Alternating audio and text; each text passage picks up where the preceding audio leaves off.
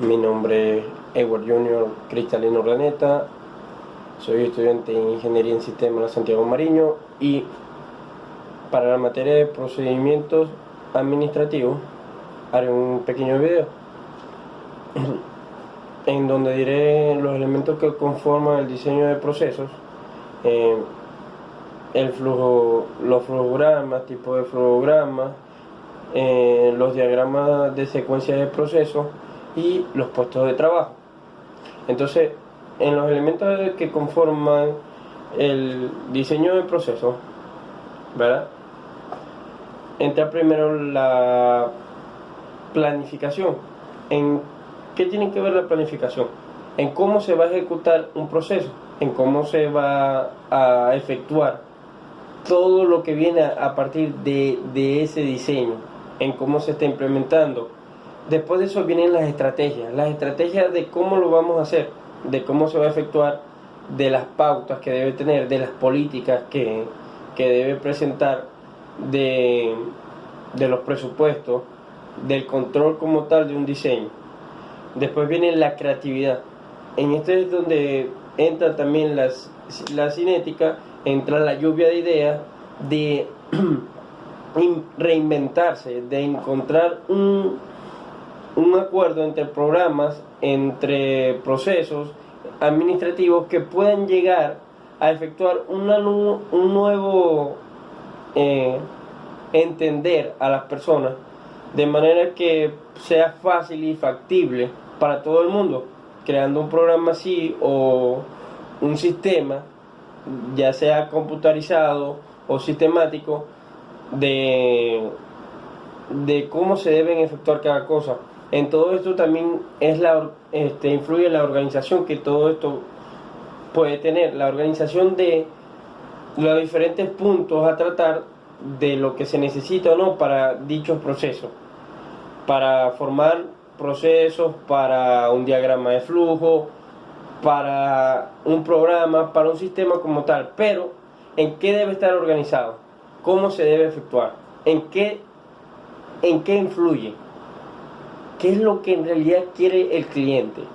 ¿Y cómo podemos nosotros transformar eso que quiere el cliente a un proceso factible?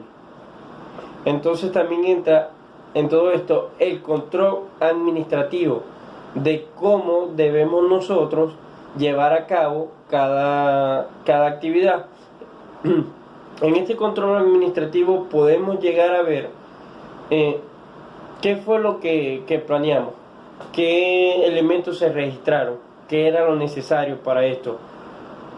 También se llega a ver cómo poco a poco lo fue pasando el proceso, llegando a una estrategia. Esta estrategia fue el plan de contundencia que pudo llegar a tener dicho proceso. En un sistema quiere decir desde el comienzo al fin, desde el inicio, donde apenas teníamos lo que queríamos hacer, cómo lo fuimos desarrollando, los requisitos que esto nos pidió, qué eran lo que en realidad queríamos, las pruebas de lo que podíamos llevar, y después de todo esto un control del proceso. En donde entra el control del proceso es el control sistemático de todo lo que nosotros influimos para poder hacer un sistema. Y en todo proceso, lo que más necesitamos es eso, el control de las cosas, en cómo las podemos ir llevando. Ahora vamos a hablar de los flujogramas, o vulgarmente le podemos decir diagrama de flujo. Estos diagramas de flujo son la representación simbólica y gráfica de un pseudocódigo o de un programa en un lenguaje de programación. Estos dan desde el comienzo al fin los diferentes pasos que se evalúan desde el inicio, la estrategia, la ejecución del programa, el ciclo que tiene el programa hasta el fin. Y de esa manera se puede entender gráficamente en cómo podemos elaborar un programa. Primero tiene que estar su inicio. Después vienen los elementos o las variables con las que se cuenta. Después viene el proceso de esas variables para llegar a un resultado. Y el resultado viene un ciclo para el fin, en donde encontramos lo que queremos, y si no así se hace una retroalimentación hasta poder llegar a los datos que necesitamos.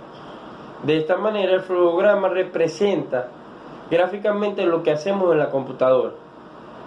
En los diagramas de secuenciales, ¿verdad?